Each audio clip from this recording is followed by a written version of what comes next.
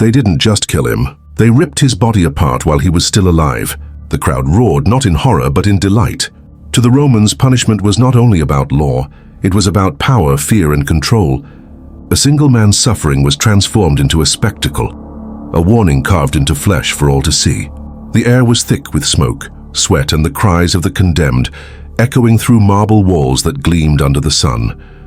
But this was not the worst fate of Rome, because in the empire's darkest corners, there existed punishment so savage, so merciless, that even the bravest trembled at the thought. Slaves burned alive in iron cages, criminals nailed to wooden crosses, left to rot for days under the blazing sky. Entire families executed not for their crimes, but for the blood that ran in their veins. And it didn't end there. The next emperor, hungrier for fear, more obsessed with dominance, designed torments that stripped away not just life but dignity, turning human beings into living lessons of obedience. This was Rome's true face, a civilization built on glory yet dripping with blood. A world where justice was cruelty and cruelty was entertainment. A world where being born the wrong race, the wrong class, or under the wrong ruler could mean a death more terrifying than imagination itself. And tonight, you will walk through its darkest punishments. The Colosseum of Rome stood like a monument to both glory and terror. Its arches, carved from stone and marble, reflected the morning sun, but within its walls lived shadows far darker than night. The Romans built it as a stage for power, a place where emperors turned justice into theater, and where every punishment, no matter how brutal, became a performance. To walk into the Colosseum was to feel the weight of centuries. Beneath the stone seats where thousands cheered, there were tunnels, dark, damp, filled with the smell of blood and sweat. Here prisoners waited in chains, knowing that when the gates opened, they would not walk into freedom but into death. Rome had many ways to punish, but it had only one purpose: fear. Laws were written not just to guide but to terrify. Punishments were chosen not to correct but to crush. It was said that Rome conquered the world with armies, but it ruled its people with the spectacle of pain. Take, for instance, the fate of Marcus, a slave whose crime was nothing more than stealing bread. Hunger had driven him to the table of his master. He had reached for what kept him alive, and for this Rome decreed he must die. To the empire, it was not the bread that mattered, but the defiance. If one slave could steal and live, then all might rise. On the day of his execution, Marcus was dragged from his cell into the blinding light of the arena. Shackles clanked at his wrists, bruises covered his body, and his eyes squinted against the roar of thousands. The people of Rome filled the Colosseum seats. Merchants, senators, soldiers, and children. They had not come to see justice served quietly. They had come for blood. From the cages came the growl of lions. Beasts starved for days so their hunger would sharpen into rage. The crowd erupted when the handlers pulled back the gates. Marcus stumbled backward, his breath ragged, his knees trembling. The lions leapt. What followed was not battle but slaughter. The claws tore through flesh, the jaws crushed bone, and Marcus's screams echoed until they were drowned by the roar of applause. The sand drank his blood, and the crowd cheered louder, as if death itself were the day's entertainment. When the lions were dragged away, only fragments of bone remained. This was Rome's lesson. The smallest act of rebellion was met with the most terrifying punishment. But Marcus was not alone in such fate. Across the empire, punishments came in many forms, each more brutal than the last. The Appian Way, the great road that carried Rome's legions, was also lined with crucifixes. Bodies of rebels hung for days, nailed through flesh and bone, left to rot under the burning sun. Passers-by covered their noses from the stench, but they did not look away. They were meant to see, to remember, to whisper to their children. This is what happens to those who defy Rome. Crucifixion was perhaps the most infamous of Rome's punishments. It was slow, agonizing, and humiliating. Victims did not die from the nails, but from suffocation, as their bodies sagged and their lungs collapsed. Hours turned to days before death came, and all the while the condemned were left naked, exposed to the gaze of crowds and the mockery of soldiers. Yet crucifixion was not reserved for all. Rome had a hierarchy of pain. Slaves, foreigners, and the poor faced the cross. But citizens of Rome were spared such humiliation. For them there were other punishments, sometimes swifter, sometimes crueler, but always public. Another punishment was the sack and poena culae. Those accused of parricide, of killing their own parents, were sewn into a sack with live animals, a dog, a rooster, a monkey, and a viper. The sack was then thrown into the river, where the condemned drowned in a chaos of claws, beaks, and fangs. It was not just death, it was a statement. One who destroyed the roots of family would die buried alive with beasts, erased from the memory of men. Rome's punishments also targeted women. A woman accused of sorcery or poisoning might be burned alive. Fire was considered purifying, but its slow embrace was agony. Crowds gathered around the stake, watching flames climb higher, devouring flesh, turning screams into smoke that curled into the sky. Others were sent into the arena for a spectacle called damnatio ad bestias, condemnation to beasts. Here criminals were stripped, chained, and left to wild animals for the amusement of crowds. Some were torn apart by leopards, others crushed by bulls. It was not enough that they died. Their deaths had to feed the hunger of the masses. And always the punishments were tied to Rome's idea of power. To kill was not enough. Death had to be remembered. Even the wheel, a punishment borrowed from neighboring lands, was adopted with Roman cruelty. The condemned was tied to a wooden frame, and his limbs were shattered with iron clubs, bone by bone, joint by joint. Sometimes the body was left displayed, broken and twisted, as if Rome wanted the corpse itself to whisper its warning long after life had fled. Why such brutality? Why such obsession with spectacle? For Rome, it was survival. The empire stretched across continents, ruling millions of people from different lands, languages, and traditions. To hold them together, Rome needed fear. A law whispered in the Senate chamber meant little. A law written in blood on the sands of the Colosseum meant everything.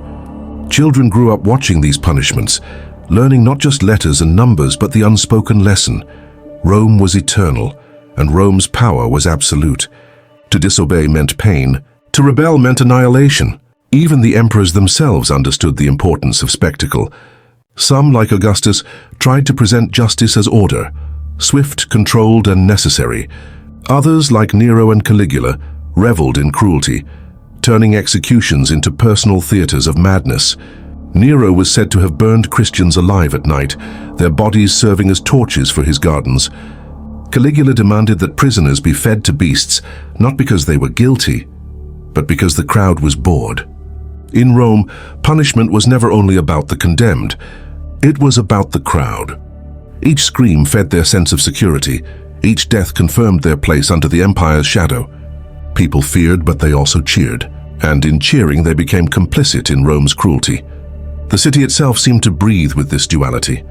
Temples offered prayers to the gods of justice, while amphitheaters spilled rivers of blood. Senators spoke of law, while soldiers carried out massacres. Justice was not blind in Rome. Justice was a spectacle, and the stage was built on human flesh. This was the world in which Rome thrived. A world where punishment was not correction but performance. A world where cruelty was order and death was law. And within this system, countless stories were buried. Men who begged for mercy but received none. Women who cried for their children as flames rose higher. Slaves who dreamed of freedom but woke only to chains. Each punishment was more than execution. It was memory. Rome wanted its people to never forget, and so they didn't. The blood in the sand, the bones on the roads, the ashes in the air, they all whispered the same message. Rome ruled not with kindness, but with fear.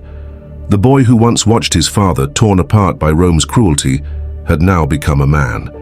But inside him the wounds had never healed. They grew deeper, sharper. Every time he saw the empire grind another life into dust, Rome called it justice. He knew it was only control. Every street of the city reminded him. Statues of emperors loomed above, their marble faces cold and eternal, watching like gods who demanded obedience. In the marketplaces, the poor were forced to kneel before tax collectors, while the wealthy feasted openly on the sweat of slaves. In the forum, senators boasted of Rome's greatness, while their soldiers enforced silence with chains and blood. But it was not just Rome's citizens who bore the weight of cruelty. Beyond the gates, in the provinces and conquered lands, the punishment was even harsher. Foreigners, people Rome saw as lesser, as barbarians, must suffered the most. Their very identities were used against them. A Roman citizen could expect trial, maybe exile. A foreigner, he could be burned alive, crucified on the roadside, or fed to beasts without a single word spoken in his defense. The man remembered the screams that filled the Colosseum. Most of those dragged into the arena were not criminals at all. They were captives, men and women ripped from their homes in Gaul, Africa, Judea, and Britannia. Rome turned their deaths into entertainment. Their suffering was not punishment for crimes, but spectacle for crowds hungry for blood. Every lash of the whip, every roar of the lions, every desperate cry echoed in the man's mind. Rome had built an empire not on glory, but on fear. A fear rooted in racism and cruelty, where the worth of a life depended only on whether you were Roman. The man began to see how carefully designed it was. Punishment was never random. It was a weapon. When Rome crucified slaves along the roads leading into the city, it was not just execution, it was a warning. When emperors ordered decimation of rebellious legions, killing 1 man in 10, it was not simply discipline, it was terror turned into law. When foreign rebels were paraded in chains, their children executed before their eyes, it was not justice. It was humiliation written in blood. And yet, the people watched. They clapped. They cheered. They whispered about Rome's greatness, as though the screams beneath it could not be heard. The man realized the most terrifying truth of all: the cruelty worked. It bound Rome together.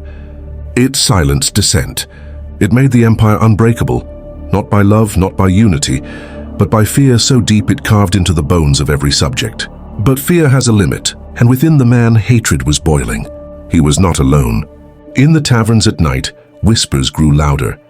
Men who had lost brothers to unjust punishments, women who had seen children sold into slavery, foreigners who carried scars of Rome's whips across their backs.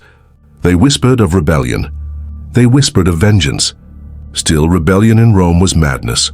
The empire crushed uprisings with savagery beyond imagination.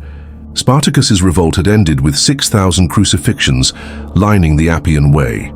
Jewish rebels were slaughtered by the tens of thousands, their sacred temples reduced to ash. Rome did not simply defeat its enemies, it erased them. But hatred once planted does not die easily. The man knew he could not remain silent forever. Rome had taken his father. It had taken his people. And it would continue to destroy, to humiliate, until someone stood against it. He began to watch more closely. He studied the patterns of punishments, the ways Rome used cruelty to control. He learned where the guards grew careless, where officials fattened themselves on bribes, where soldiers revealed weakness in their arrogance. Slowly he gathered others who shared his rage. It began with whispers, then with meetings in the shadows, then with plans that grew bolder every night. The man knew the risk. If they were caught, the punishment would be beyond comprehension.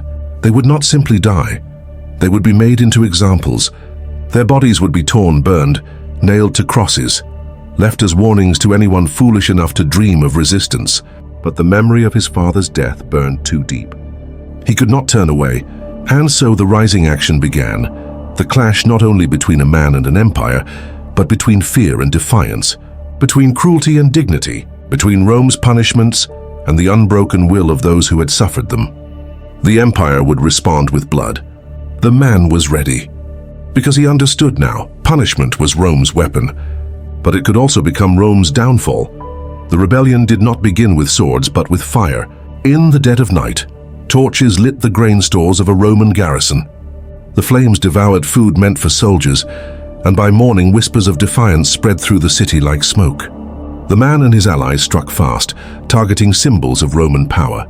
Chains were broken, slaves freed, and the empire's iron grip began to tremble. But Rome was swift to answer. Soldiers stormed the streets, dragging suspects from their homes. Bodies appeared on crucifixes once more, lining the roads with warnings written in blood. Still, the rebellion did not die. Each death only fueled rage. For the first time, Rome's cruelty no longer silenced. It awakened. Women smuggled weapons beneath baskets of bread.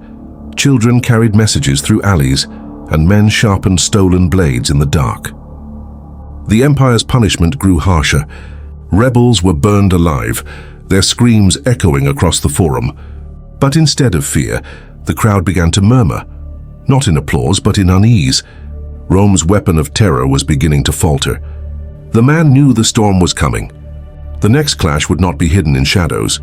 It would be war. The clash came at dawn. Roman legions, armored in steel, marched into the valley where the rebels had gathered. Dust rose with every step, a living storm that signaled death.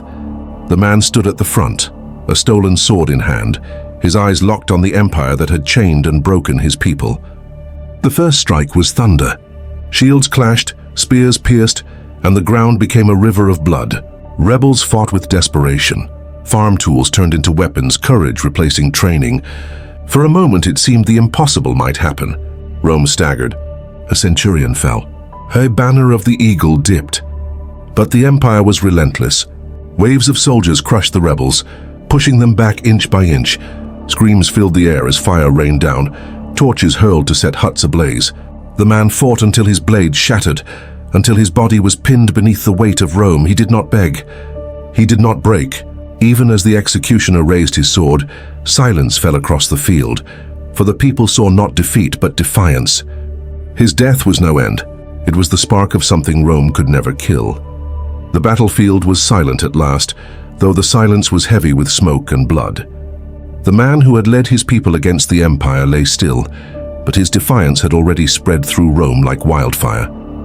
The streets that had once echoed with the laughter of soldiers now whispered rumors of revolt. Mothers held their children closer. Merchants peeked nervously from behind stalls. Even the soldiers trained to obey paused, feeling the weight of what had been unleashed. Rome had crushed the rebellion, but it could not crush the idea. The man's courage had become legend, passed from one fearful citizen to another. Stories of his stand traveled faster than soldiers' patrols. Children repeated his name in whispers. Scholars wrote about him in secret. He had fought not for glory, but for the dignity of those silenced, enslaved, and oppressed. And in his fight, he had shown that courage could pierce the heart of fear. In the following months, the empire tightened its grip, yet cracks had begun to show. Officials began to fear the whispers in the streets. The elite noticed the subtle changes. A hesitant glance here, a murmured question there. Rome's weapon of terror, once so absolute, was faltering. The man's allies, scattered but alive, carried on his vision. They formed networks of defiance, small acts of rebellion that grew bolder with each passing day. Every rescued slave, every freed prisoner, every hidden message became a part of the legacy he left behind. Rome tried to erase him, to paint him as a criminal, a traitor, a fool. But the people remembered. In taverns in hidden corners of the city, the story grew. His struggle became a symbol, not of vengeance but of justice, not of hatred but of hope. History would record him in fragments, a man who defied the world's most powerful empire, who stood when others fell silent, and who reminded the people of a truth Rome could never fully erase, that oppression could be resisted, that fear could be confronted, and that courage was immortal. In the end, the man's death was not the story's conclusion. It was a beginning, a spark ignited in the hearts of the oppressed that would smolder for generations. Rome remained mighty, but no empire, no matter how vast, could control the human spirit forever. As the sun set over the city, the streets glowed not only with the aftermath of battle, but with the quiet pulse of rebellion. The man's name became legend, his fight became history, and his courage, once thought crushed, lived on, a reminder that even in the darkest times, hope, resistance, and honor endure.